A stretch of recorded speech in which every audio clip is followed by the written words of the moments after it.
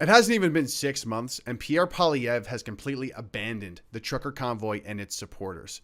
He has not spoken out about frozen bank accounts, beaten protesters, or political prisoners. And this faulty conclusion to the public inquiry into the use of the Emergencies Act, he's not challenging that either. Not only that, he has called Christine Anderson, a politician from Germany who does have the courage to call out Justin Trudeau's authoritarian behavior. He is calling Christine Anderson a vile racist. This guy sucks. Oh, did I mention that there might be foreign interference from the communist Chinese into our elections and Pierre Poilievre is just treating it like another day at the office? This guy sucks, and we need to talk about it right now. I promise you, I will not let you down. The trucks parked outside illegally should move. Canada's Conservatives will meet our Paris climate commitment. Enough with the woke. Sorry, Mr. Speaker, I take that back. To champion our conservative principles. We are the party of law and order. To call in the auditors. We haven't yet decided whether we're going to call for the government to impose a mandatory test or vaccination. And we will win the next election.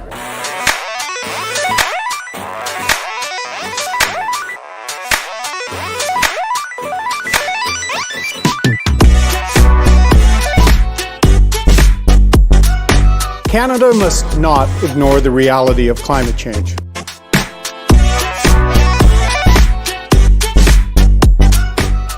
Why weren't Canadians vaccinated in January and February like everyone else?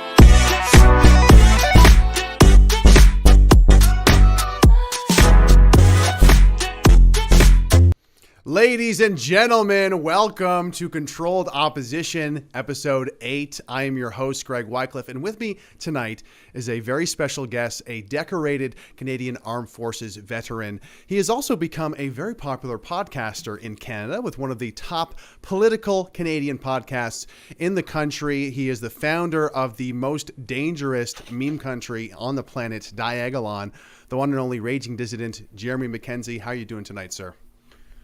I'm good, Greg. How are you? Just make sure you keep your family safe from the diagonal terrorism that will come at you from basically a top left to bottom right angle. As long as you're protecting yourself in that manner, you'll be okay. Awesome. Fantastic. And, you know, we do want to have a big shout out to the CSIS agents watching. And, you know, you're welcome that Jeremy helps pay your salary for giving you something to do. You get to enjoy entertaining content like this.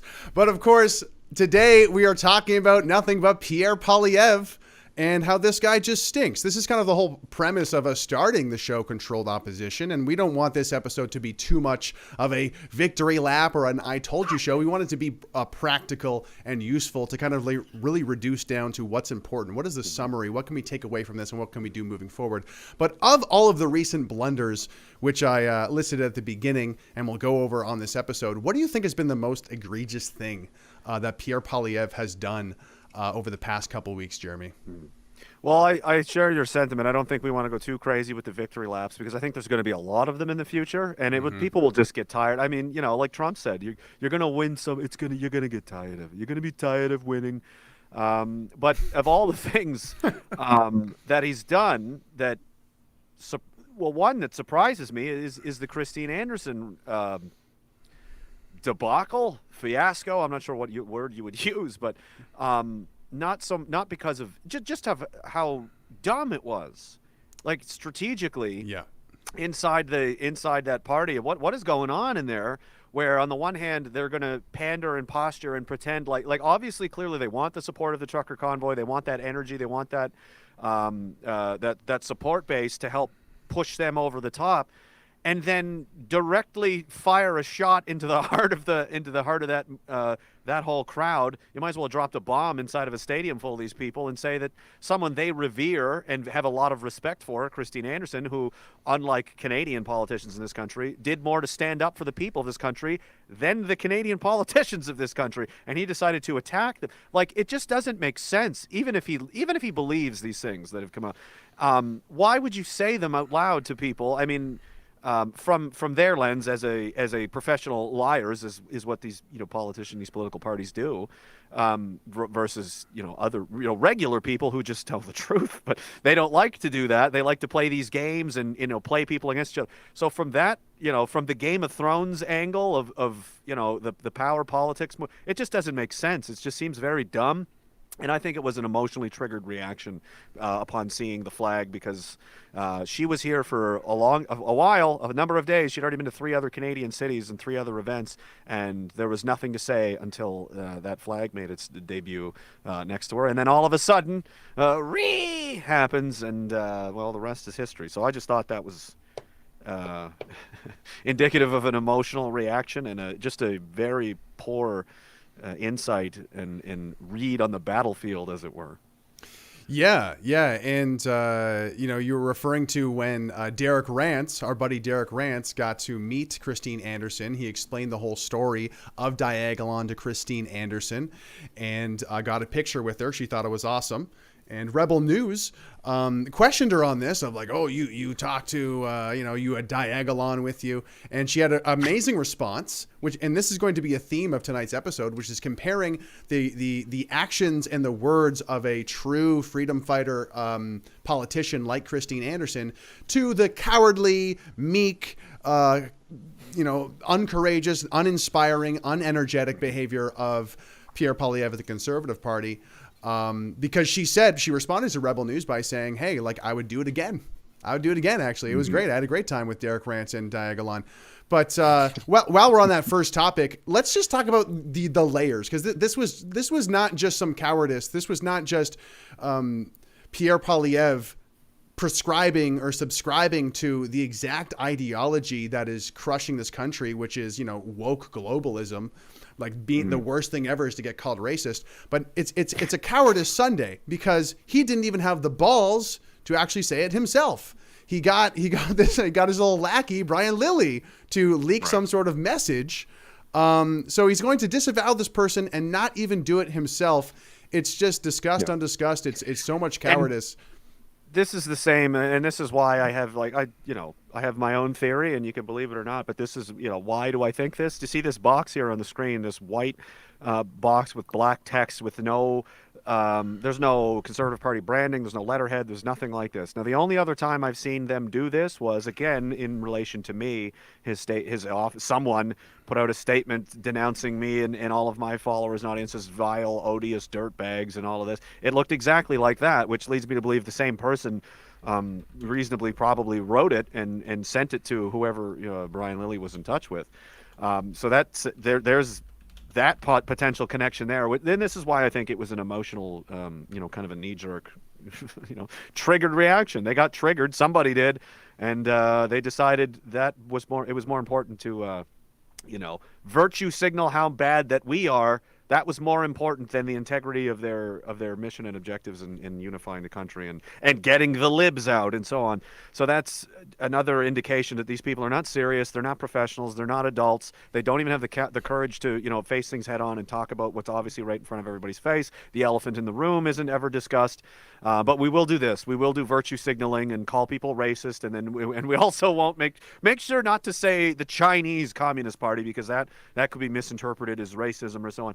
So it's like we have these people are supposed to be the opposition to what is clearly a globalist agenda that has very little to no regard for human rights and human dignity. This is a moral argument. This is a spiritual argument. This is right and wrong. And they've demonstrated time and time again that their leaders and the party itself does not have the parts, the pieces, and what it takes to oppose a monster like that and win. They don't have it. They're not made of the right stuff. Absolutely not. And I think, just to kind of give a contrast of what the moral argument should be, is one that Christine Anderson summarizes in this clip. I got to interview her at one of her events. So, Jeremy, for you, this will be clip number 5 that I'll play here. This is the moral argument that freedom fighters and conservatives should be making. You do not comply you just don't back down. You stand up and you defend your freedom. And when you think about it, I mean, don't slander it away. Our fathers and forefathers have fought for this. They have literally spilled their blood over this. So their children and children's children could enjoy freedom, democracy, and the rule of law. And now we are so obnoxious, so spoiled brats, especially in the Western democracies, taking it for granted. Once you start taking it for granted, it's gone. Trust me. Yeah, that's a strong moral argument that you can make. You know, I don't care if you think I'm racist. I don't care if you think I'm misogynist. This authoritarianism thing of throwing people in jail who you disagree with, that is a bigger problem because we all know with the history books what that leads to. And who is the one? Who are the people saying it? I mean, she clearly gets it. I have a lot of respect for Miss Anderson or Mrs. Anderson. I'm not sure what her marital status is. Not that it's important, but I think that she's a good leader. She's a strong. She's got a good head on her shoulders. She's not afraid to say, call a spade, and point at the dragon and say you're a dragon and stop eating people. You're a monster. And she's absolutely right. You cannot give them an inch because they'll rip it open and take a mile, and that's what they've done. And again, pointing again to the overall weakness and in inability to fight what this is. They won't even they're worried of being called names. They're subscribing to the same. They're playing inside the rule book dictated to them by the enemy. So they don't want the enemy to get mad at them. And they're like, well, we can't say this. We can't support that person because the liberals, the liberal media, they're going to say all these things about us. It's like, but why are you trying to level with your enemy? Like we're not friends. We are ideologically we're on completely different spectrums, unless the Conservative Party isn't, because as you've mentioned, a lot of things they don't seem to have an issue with when you open the show, and never mind the all ages drag performances for children and all of this transgender nonsense. Like, are they different? Because we're not. This isn't a minor disagreement with us. These things are unacceptable across the board, and they would rather maintain some kind of cordial relationship with these people who have no problem sexualizing children, supporting foreign wars, getting us involved, pushing us towards World War III, bankrupting the economy. All of this, these are much bigger problems, and it's like, I don't care what people like that think of me. It's like, hey, did you hear that the devil thinks you suck? I'm like, good, I don't care. I don't care. Yeah, good. Yeah, that's a good I hope thing. He does. I want him to be upset and frustrated and hate me and call me a bastard and all kinds of things. That means I'm on the right track. If I'm seeking the devil's approval, I am the one with the problem. Well said. I wrote a thread all about this, and I'll just kind of go over some of the highlights.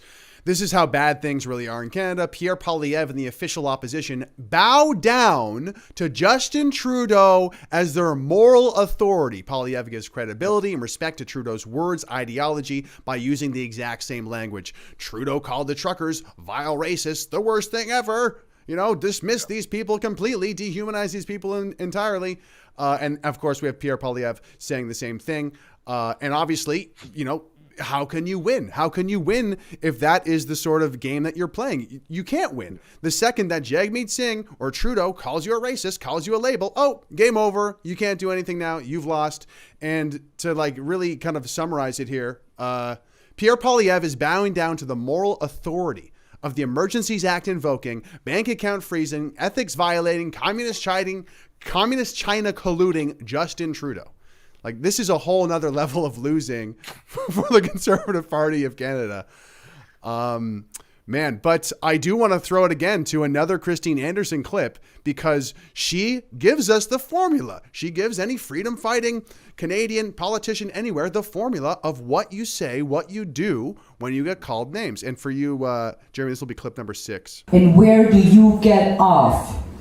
Labeling me with all kinds of names, whatever you could find in the book. You don't even know me. You don't know where I have been. You don't know what I have done. I know who I am, and I know what I stand for. You want to be able to slap me with your labels you're throwing around? I challenge you. Let's sit down and have a public debate.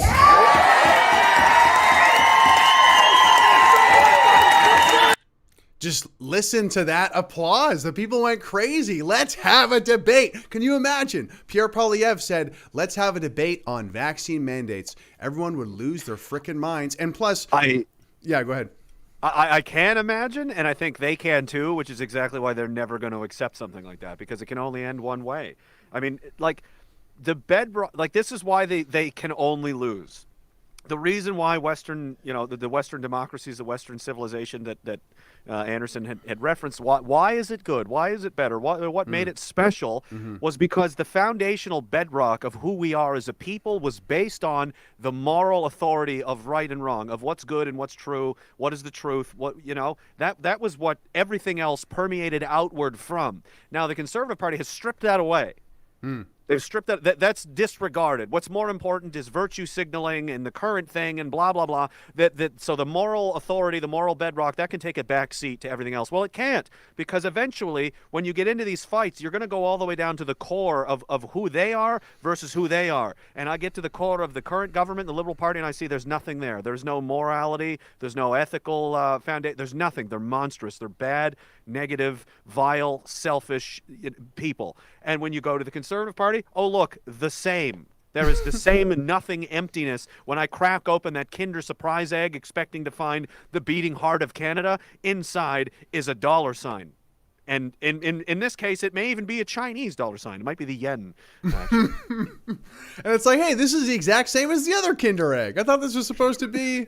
No, same Kinder Egg. Sorry, kids. They're all mass-produced in the factory. They're all the same. And I'm gonna play part of this clip because I think it really drives home again how badly they're losing in terms of, like, the spiritual war or that war on morality. This is a clip after the conclusion of the inquiry, the public inquiry into the use of the Emergencies Act came out, and we have Pierre Poilievre, who is condemning Trudeau, but he's not even doing it in his own words. He's referring to a Liberal MP to do the condemning for him. Let's see how much of this clip we can even stomach. It's number one. The Prime Minister seeks to divide and distract. Now, don't take my word for it. This is what a Liberal MP said when he commented on the Prime Minister's conduct. And I'm quoting, "Stop dividing Canadians. To stop pitting one part of the population against another. I can't help but notice, with regret, that both the tone and the policies of my government changed drastically on the eve of and during the last election, from a positive and unifying tone to a decision was made to wedge, to divide, and to stigmatize. I fear that this politicization of the pandemic risks undermining public trust in our public health institutions." So this clip keeps going. It keeps going, and it's like he's reading the words of an opposing Liberal MP, and it's like this just goes to show how bad how lost this Conservative Party is. They can't even condemn Trudeau in their own words. They have to refer to a Liberal MP to condemn Trudeau. Like, do you see how whack this is yet? Do you people see how whack this is?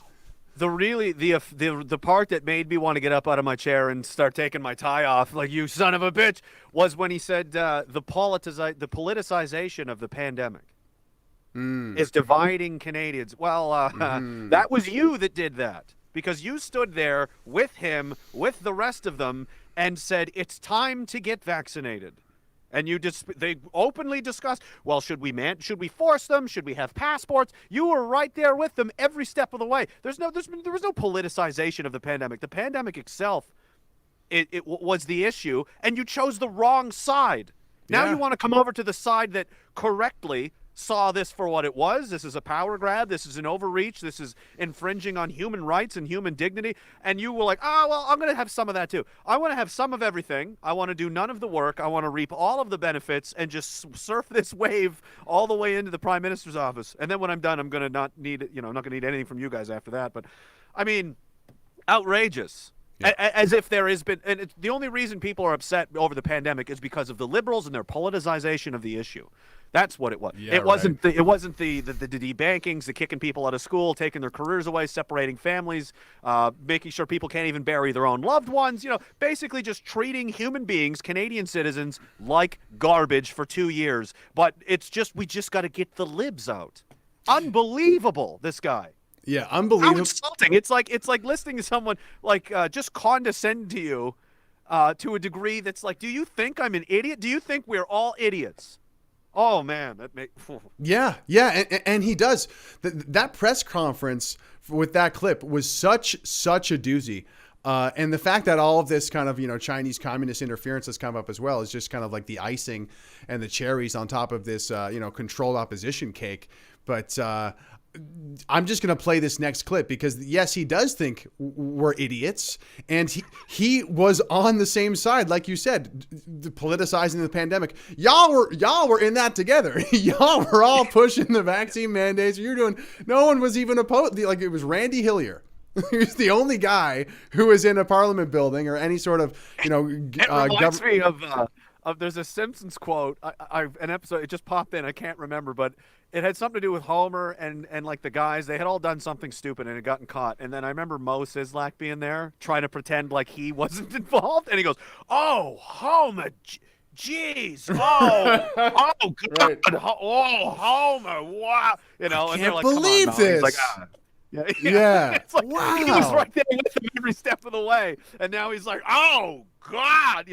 It's so pathetic and transparent. It's so funny. Yeah, and this clip, for all the strategy bros who might be watching still, who are just like, hey, yeah, sorry, I should clarify. When I say strategy bros, I'm talking about the people who are still like, well, no, Pierre Poilievre, he's being strategic. The CPC is being strategic. We need to blah, blah, blah, all these excuses, all of these reasons for their cowardice and their weakness. For the strategy bros, just realize, you are now going along with this level of weakness where they're like, we're going to agree with woke ideology. We're going to bow down to the moral authority of Trudeau. And not only that, you're going to agree with Pierre Poilievre just straight up lying to you. This is him describing the trucker convoy at this press conference a couple weeks ago. This is clip number 3. And thus, a lot of people were so helpless and so desperate, they ended up participating in a protest in Ottawa. This was an emergency that Justin Trudeau created by attacking his own population, by driving up their cost of living, by making it impossible for people to pay their bills and live their lives in peace. He caused the emergency that unfolded. And then when he caused it, he piled on, he poured more gasoline on the fire with nasty insults, jabbing his finger in the faces of his own citizens, something that even today's report acknowledged contributed to the length and the intensity of the protest. What is this guy talking about? So this is after this press conference is after he just denounced Christine Anderson with name calling and race remark. It's not. So that happened like a week later. This was the press conference right after the Emergencies Act inquiry came out to say that it was justified. Within weeks of saying that, he engages in the exact same kind of behavior. So just get the libs out, boys. It's a totally different thing. And who's politicizing the pandemic now? Mm-hmm. Oh, this was Justin Trudeau. It was him who did it. What was it? Really? Because the whole government seems like that's what's happening. You guys are all in lockstep with each other, and you're trying to point to, like, that's not why the convoy was there. They weren't there for the price of milk. Okay? Every person I talk to, and the years and the months leading up to it, nobody likes paying more for things. We all understand that, and most people understand it's because the government's mismanaging the money and so on. But it's, again, oh, you have a headache. Would you like Tylenol for your headache? Well, I would like the source of the headache to be resolved as well, which is the brain tumor. That should be the top priority. The Conservatives will go no further than offering you Tylenol for your headache. And these tertiary surface things that aren't really – the reason people were there – was because of the mandates and because of and the truckers were like, okay, that's enough. This is going to impact our bit. Like, And they served as the vehicle, no pun intended, for everyone else to pile on with in opposition to the mandates and the passports and all of that, which he supported. And now they are desperately trying to disentangle themselves from this mess that they've created by going along with, by not asking questions, by trusting the science, which is billionaires who run software companies and so on. They got married to that, and now they cannot come out in opposition against any of this stuff because they were with it the whole way. So what did they do? So now they're going to just deflect and point to other things and say, well, everybody was there because of the cost of milk and this and that. It's just insulting. It's insulting and they know this, and they hate us for it because it's true, and we're telling people, and they wish we would stop. Yeah, and how can we not say something about this? This guy is rewriting history. This was the Trucker Convoy. It was against the vaccine mandates. He can't even say vaccine mandates. You think this is going to be why would you even want this person to lead the country if he can't even say it like it is? And how do you expect him to beat Justin Trudeau if he has to do the strategy has gotten so insane that you just have to lie about what happened and change the past, change your, it's baffling. It's completely baffling. There's an attitude here that I've seen that I think this is just common across people, across anywhere. The good enough attitude. Well, you would see this a lot in the military, where we would some of us, we want high standards. How do you get high standards? The old saying is, you shoot for the moon. If you miss, you land among the stars. Right. I tried for a really, really high level of achievement. I fell short, but you're still way above wherever you gave it everything you had going for the top of the mountain, and you only made it 3/4 of the way. Versus these other people, and this attitude, especially the same in the Conservative Party, seems to be, well, this is good enough. This was good enough to be prime minister in the year 2000. That's not where we are. They're trying to run things as if everything's going well. It's easy to be in charge when everything's going well. It's a piece of cake. You just sit there and have people pat you on the head and tell you how great you're doing because everything's going well. When leadership is critical, when you really, really need good leadership, is when things are going very badly. That's what can turn things around, and that's what can pull people out of the fire. And we don't have it. These guys might have been passable 20 years ago to manage things, but the depths of the problems and the scope of the problems it's so big and rotten and prolific everywhere. They don't have what it takes. You're sending people out that think we're playing in a world of 20 years ago, where, well, if people call us racist, it's going to be the end of our political career. They don't know what's going on. They don't know what time it is, what's going on, and they just don't have the teeth for it. Nope. And the other side does. They play to win. They don't care what. Do you ever see them apologize for wanting what they want and doing what they do? No, they're turning around and say, "How dare you? How dare you not like what I came to represent? You're the problem." And the other side, the Conservatives go, "Okay, I'm sorry. Don't say that." They should be doing the exact same thing and let the people decide who's right. Tell the truth, stand on two legs firmly planted in a moral foundation of right and wrong, and let the country decide who they think is full of shit and who isn't. And they don't have the guts to do it. And so they will lose. Yeah, and there has never been... Go ahead. Even if they win, we lose, because you're just replacing... the little pyramids, scheme thing I was talking about the other night. You're just replacing one piece with another identical piece and expecting the entire machine to work differently. If I change the spark plugs in my truck with identical spark plugs, is it a different truck? No, it works exactly the same. No, yeah, and it's that's right. It's not really so much Justin Trudeau that's the problem, but it's the globalist ideology behind him. It's this false moral authority that is behind him, and as we've seen with Pierre Poilievre, he's endorsing that. He's calling people he doesn't like vile racists, and of course, he is pretty well a warmonger. I mean, say what you want about the and. Yep. She's a racist. Why? Where does this come from? Why is she a vile racist? Well, Christine Anderson, is being called a vile racist because she is opposed to the mass migration into Europe, specifically from the Middle East and the Muslim world, which is not compatible with Western values.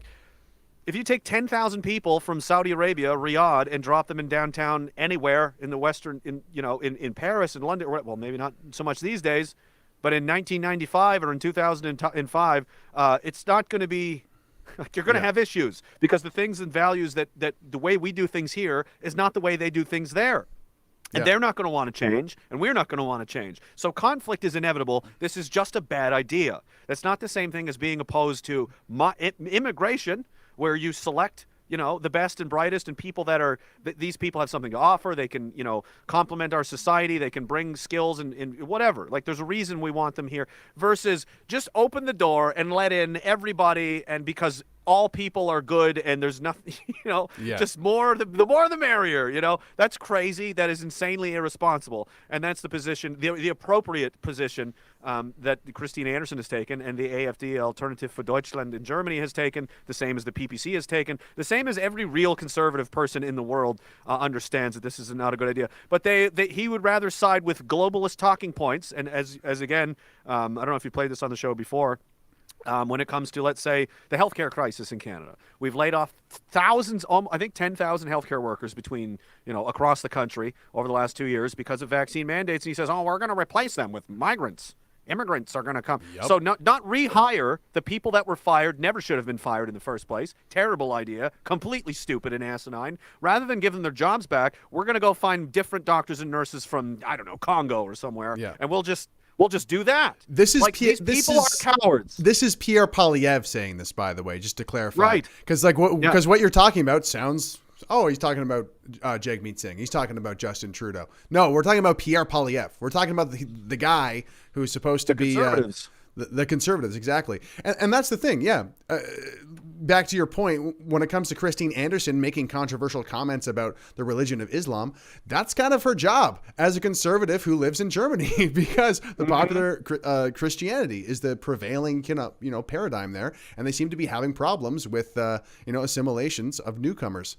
They would rather, like, it just irks me and it irks everyone else with like a real, like, that's really got they're kind of their heart in this, because they don't seem to, the conservatives don't represent the same ideas. They would rather, they just want to win so they can win and be in charge, and that's it. That's really as far as the thinking goes.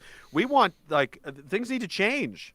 The moral framework of how we're living is not good, and it's causing problems and making everything worse, and that needs to be addressed. And they're like, well, everything will stay the same, but the noises that are going to be coming out of the heads on TV is going to be coming from different voice boxes, though. So that therefore it will be no, that's not what we want. We want this to change, and for you, like, they just are focused on being the people that are saying the things that are coming from the World Economic Forum and Bilderberg and wherever the hell else this comes from. It's like, we want to have a turn at being basically the messenger from up on high that tells you how your country is going to be governed by billionaires from across the pond. No, we want none of that to happen. We want someone to stop this from happening, and you're not providing that alternative. You're just simply saying we're going to be better at administering the global agenda than the current people who are very annoying. That's not a platform I'm going to get behind. Exactly. And in a way, I think these people that are really trying to still have support or have this faith in Pierre Poilievre and the Conservative Party of Canada, it's almost like they're putting it off. It's like, oh, well, once they're leader, that's when the fight will start. That's when they'll actually start going to fighting for my values. And it's like, why not start now? Well, the thing is, it's harder to do then. If they can't do now, what will be more difficult to do then? Is it harder now to say you're going to do all these things, or actually do them when you're in the chair and you have billionaires to answer to, foundations, think tanks, the United Nations, all of these connections, the World Economic Forum, all foreign foundations and foreign money, and all these people you've promised this to, all this Chinese money's coming in, and the Saudi Arabians have money in here, and then you're just going to cut everybody off and invite your own assassination as you screw over, untold fortunes all over the world. Like, you can't even talk about doing it. Don't tell me that. Don't act like you're going to do it. Okay, you're not going to do anything because you won't even say the name. You won't even name the problem. Yeah. And you're somehow going to fix it. Come on. I think Canada is in a waking up phase right now, and this is the whole reason to push this conversation, is to really shake awake these conservative Canadians to say, this is not your guy. He's not going to save us. And people will say, well, what are we going to do? Who else are we going to vote for? And it's like, well, you get what you vote for. You know, when we voted for Justin Trudeau after wearing blackface, especially, we got the biggest progressive hypocrite you could possibly imagine, you know, scandal ridden, and we got more of that. And if you decide to support, it's not necessarily about voting. It's about supporting, continuing to just kind of like sit on your hands and shut your mouth and not complain about Pierre Poilievre's cowardice, then you are going to get a cowardly leader. You're going to get a cowardly Conservative Party. That's exactly what you will get if you accept it. They want to pander to these people. You know, they're basically pandering to the Liberals, you know, the voter base, and be like, no, we're not all of these things. That's not what they're supposed to do. Because they just want to win, and then when they win, they're going to be expected to do all the same thing the Liberals are anyway, because those are the people they pander to. So they're literally, in the act of winning, become the Liberals anyway. Yeah. Rather than, they should be leading these people and telling them, look, I know you believe this, or this is what you think you want, but these are terrible ideas, and this is why we need to stop this now. This is why, this is what has to happen, this is what's happening, these are the moral reasons and arguments for why these are terrible, and they won't do it. Because, again, crack open the egg, there's nothing in there. They're incapable of doing the things that we're talking about because they don't have it in them. They're just not those kinds of people. They're not good people. They're not focused on – they're selfish. Why do they get into politics? The man, for God's sakes, wrote an essay on what he's going to do when he's prime minister, when he was like 20 years old, 22, something like this. That's cute. He's been looking at that chair, think, I want to be the prime minister, for like 30 years. Yeah. Like that's his focus. That's a red flag in itself. You know, I'm 17. I think I should be prime minister. Right? Like, don't do anything else with your life. Don't go out and get a job, a career. No, that's my one reason for getting up in the morning, going to work every day, is so I can get closer to being the big man in the big chair, because I'm a little man inside of with a little shell of a little soul. So I didn't hear about this. This is Pierre Poilievre writing an essay back when he was young. I want to be the Prime Minister of Canada. Interesting. Yeah, so, about what he would do if he was Prime Minister or something like that. I wonder. The man's been in politics for decades, and I wonder if this was part of his, I'm going to play a clip here. I wonder if this was part of his essay. We're going to play clip number 2 here. So will you sing with me? Younger Lao Hu, younger Lao Hu, powder twine, powder twine. Either male yang sing, either male art, what Jun Si Guai, Jun Si Guai. I wonder if that was part of his like aspirations of being a politician. Isn't that there's so many things to unpack there in that clip. You know, him obviously looking exactly like Trudeau dressed up, but also almost like it's a zoo and there's all these Chinese people around there filming him like, oh yes, these Canadian politicians do whatever we say. Isn't that look that he, oh my God. It's crazy, man. Well, go on, make him come a dance for everyone tonight at the theater. Like he's wearing a costume. He's wearing a costume and singing. It's bad, guys. No dignity whatsoever. I would never do that. I'd be like, first of all, I'm not Chinese. I'm not wearing your, like, I'm going to dress like this because this is who I am. I'm not one of you, and I'm not going to mock you by I'm not going to put on a costume and be like, look at me, I'm Chinese. That's ridiculous, you know, because I just think that's ridiculous. You may see me wear a kilt someday because I'm Scottish. Sure. Makes sense. Maybe if I wanted, sometimes I wear, you know, different cultural things that are associated with, you know, like the Vikings. My grandmother's from Denmark. You know, these are things that make sense for me to be. I'm Chinese today. You know, and why would you do that? For pandering, for political points, to get these people to like me, so that they will give me their money and vote for me, and blah blah blah. It's just disingenuous, and it's across the board. Get the libs out. We got to get rid of that. This is just another guy playing the same thing. It's like pro wrestling. All right, Hulk Hogan's got to retire. He's getting old. We need a new guy to come in. What is he? The same thing, basically. He's, you know? I would love to confront Pierre with that clip and be like, what exactly is going on here? Is this the type of leadership you're going to offer? You know, what the heck was this all about? Yeah, and part of why I think that they're really not coming down hard on this China stuff. Nope. China. Which is suspect. And you'll see one of the Prime Minister's close friends there was welcoming a public inquiry, which I found interesting. And the lack of enthusiasm and absolute, I mean, there should be a vein coming out of this guy's forehead. Like you've put the country up for sale. Now there's at least that we know of. Now the number is up to 11. 11 ridings had the Chinese in there. Not you know, Luxembourg or God forbid, the powerhouse of the Empire of Dagalon, but the actual world global superpower of China.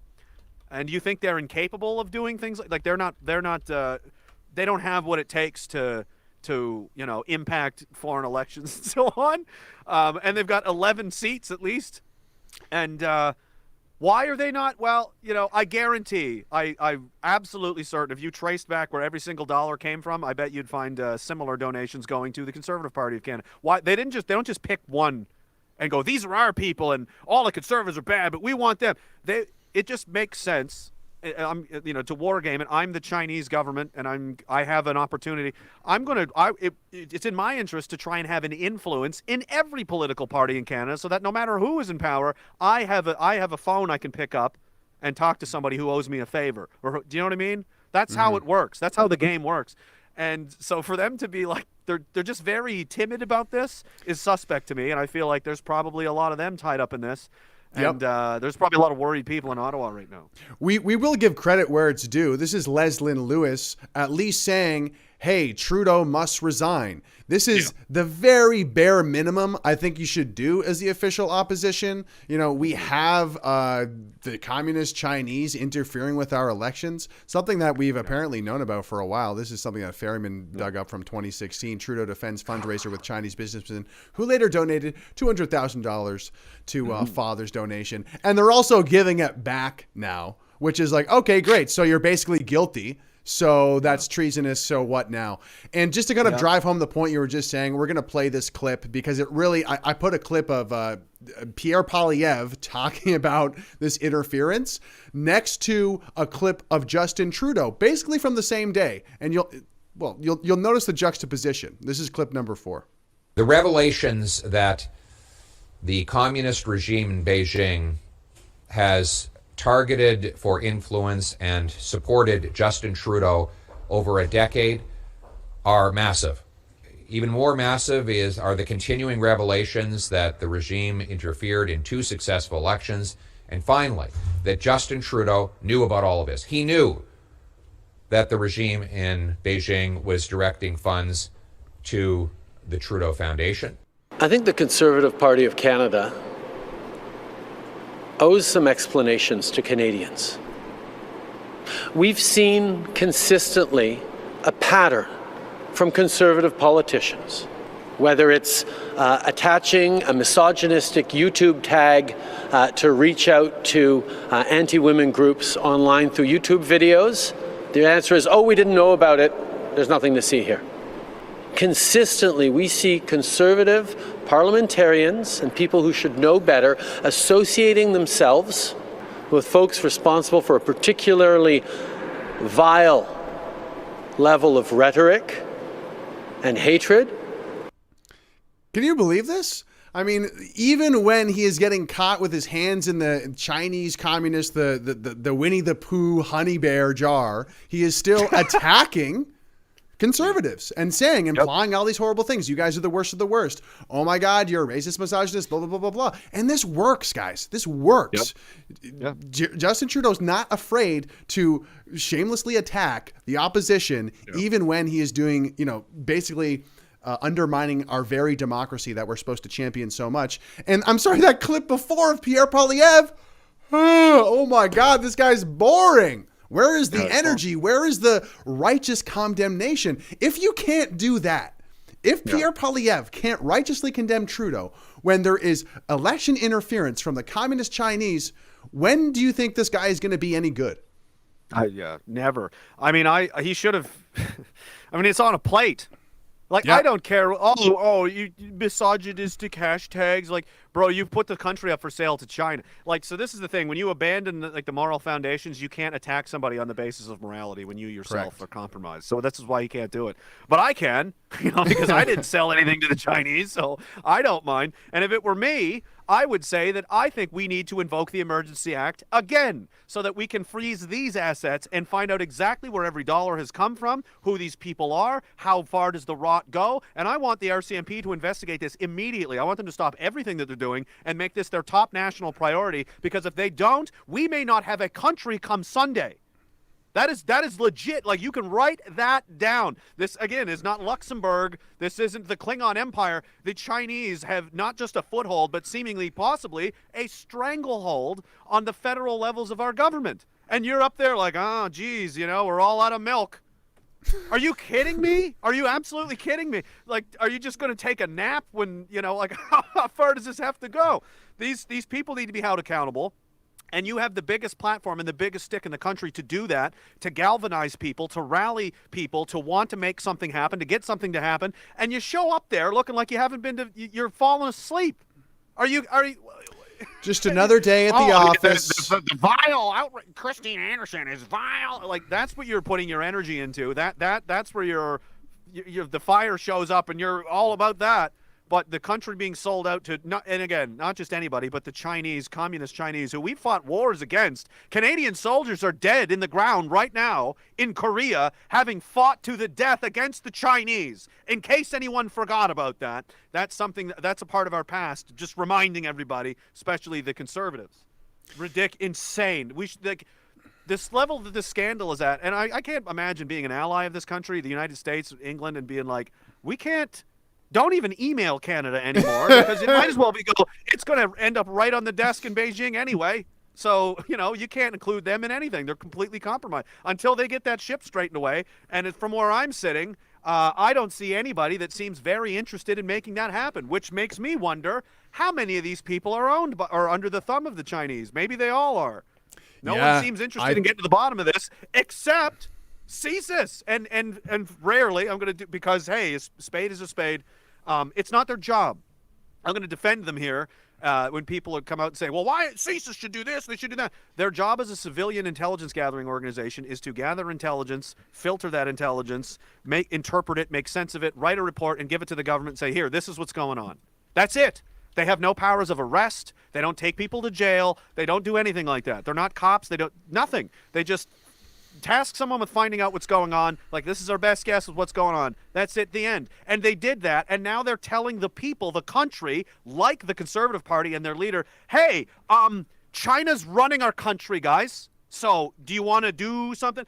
The cost of milk.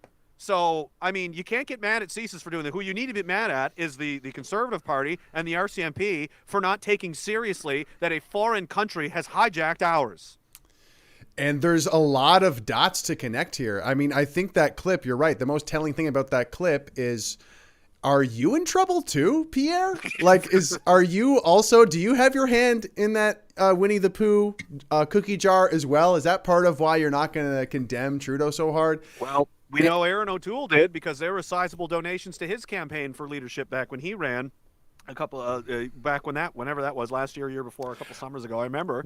I played it on my own podcast. Like, here's $200,000 from these guys, and they're all wearing Chinese communist pins. They're all hanging out, buddy. What's this? Well, I'm sure that was a one-off, right? I mean, let's face it, the massive donations, the I admire China's basic dictatorship, all the police stations.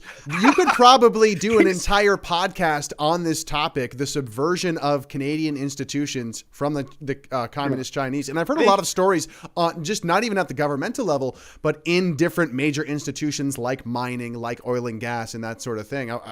It's a huge topic on its own. And I'm sure that the Canadian news media, CBC, is like, let's not cover that. I would posit that I'd say the Liberals are actually more honest than the Conservatives are. They'll come out and tell you he admires China's basic dictatorship. Well, clearly, a lot of they're all about. They're telling you up front, like, we're going to put drag queen stories. We're going to bring all that into your schools. We're going to ban all the guns. We're going to censor the internet. They're telling you everything they're going to do, and then they do it. Yep. Now, why the Conservatives are worse is they fail to stop them from doing any of these things. They say they're not good. Well, we're not into all that stuff, but they are. So they lie. They can't even be honest about it, because when they get elected, I hope they do, and this is why I hope they do win, so that their supporters will realize that they're just as garbage as everybody else. And if they don't win, if the Liberals stay in, then they're going to say, if we had just gotten the libs out, and this coping will go on for another 10 years of if only Milhouse had gotten in, everything would have been better.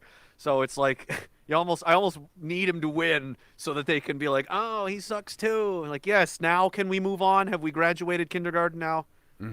Yeah, we're going to wrap it up in a minute, but for those watching who are still coping and seething, this was from the Ferryman as well. These are the 5 stages of grief, starting in denial. Pierre didn't say that. He didn't call Christine Anderson a vile racist. Yep. Yes, he did. Well, why won't people shut up about it? And then bargaining. He said it because he's playing chess, 5D chess. Yeah. I don't like what he said, but he's all we have, depression, and then the acceptance. He's a fucking con man, always was. Yeah. And the thing is, I think why, like, the solution, because we want to leave you guys with the solution. And I think, especially with the collusion with communist China, we have that piece of the puzzle. We have the COVID piece of the puzzle that's happened the past 3 years. They're pushing the 15-minute cities. And along with that, the digital ID. If you look at China, they already got a lot of that stuff rocking. And guess what? If you're a political dissident, you're out in a tent on the street because your digital ID doesn't work anymore. Sorry, Jeremy, you wouldn't even be able to go into your own home in Nova Scotia, apparently, if Xi Jinping had his way with you, with your podcast. No. I would have been disappeared a long time ago. Just saying, China, like, if you guys take over, I mean, I'll work with you. We'll figure something out. That doesn't necessarily mean I'm going to oppose you I'm just... Hey, smart. I'm not the one that's going to get. You guys aren't the one that's going to get killed. It's going to be me. But I think the point is that we need to fight this now. This is what Christine Anderson was saying. We need to fight this now. It is up to the people. It is up to the people. And if there's a person who actually wants to oppose Trudeau, then by all means. But that person is not Pierre Poilievre, and we know that now, without a shadow of a doubt. Well, I'll just leave it with this, and it's like people have to. The conservatives feel like they deserve our support because they're not the other guys. So therefore, you must support us. That's not how this works. And people need to withhold. Hey, I got a blue jersey on. I'm one of the good guys. It's like, really? And I guess this is technically abuse, as I've been told in relationships. But like how like women would like withhold sex until this their partner or whoever changes their behavior, or like this relationship's over unless you change your ways or whatever.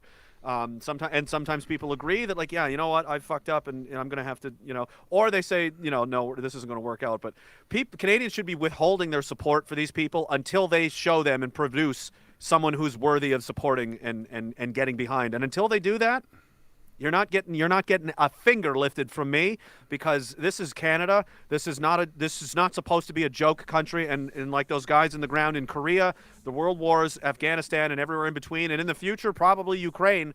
They deserve to be represented by people that have a moral authority that is in alignment with the kind of people that we sent to their deaths, defending these kinds of values. The people that do the talking on their behalf, and that's all they do, let's be honest, need to do it, the bare minimum, represent those values, and they won't do it. So I demand higher standards. I think everyone should.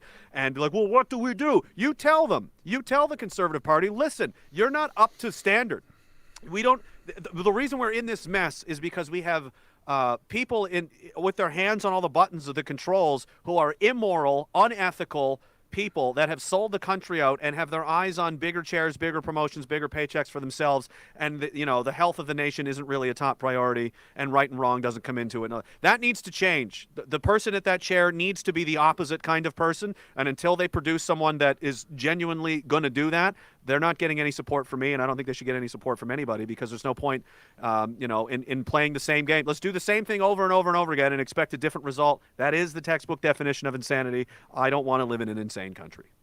And just to give you guys, scare you guys with a worst case scenario, we don't know when the next election is going to be. They say it might be 2025. That's a long time. You can pass a lot of legislation in that time, as we saw during COVID. Worst case scenario, we have new bills presented by the Liberal Party or even the NDP, and it has to do with speech laws, and it has to do with digital ID, and it has to do with all of these things to install or potentially just remove a free society from Canada. And what are we going to do when this Conservative Party, this weak controlled opposition party, does not actually oppose that? And instead, they're just standing there saying, yeah, we are totally opposing this. We're doing the hardest thing we can. They snuck one through on us. And it's like, that was an own goal. You guys just scored on ourselves. What are you talking about? They're doing the bare minimum and hoping it's good enough. It's like, those kids, like, actually I lied before. Now I'm going to leave with this. I'll leave it with a real simple Canadian metaphor. Shovel in the driveway. You ever hire a kid to shovel the driveway? Lots of us have. A lot of us have been those kids that shovel the driveway. Sure. And we all know, all of us that have done it and have been either end of that transaction, they're shoveling the driveway and they're shoveling the driveway. There's a good job and there's good enough. It's like, it's good enough. Canada is not my driveway.